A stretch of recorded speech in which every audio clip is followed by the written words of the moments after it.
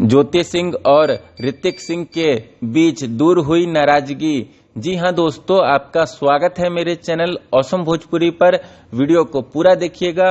Video पसंद आए तो वीडियो को लाइक और चैनल को सब्सक्राइब कीजिएगा। दोस्तों, आप लोग पवन सिंह के भाई ऋतिक सिंह को तो जानते ही होंगे। दोस्तों, जब पवन सिंह और ज्योति सिंह का आरा कोर्ट में तलाक का केस चल रहा था, उस टाइम ज्योति सिंह ने इंटरव्यू के दौरान ऋतिक सिंह को बहुत कुछ गलत बोल दिया था, जिसके बाद ऋतिक सिंह ने भी इंटरव्यू के दौरान ज्योति सिंह को बहुत कुछ गलत बोल दिया था, जिसके बाद से इन दोनों के बीच काफी नाराजगी था।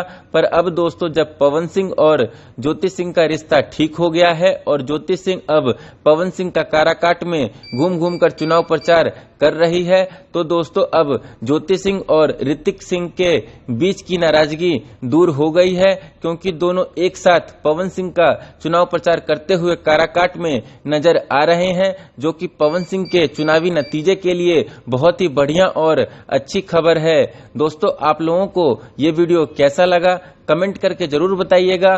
फिर मिलते हैं किसी नए वीडियो में। वीडियो पसंद आए तो वीडियो को लाइक और चैनल को सब्सक्राइब कीजिएगा।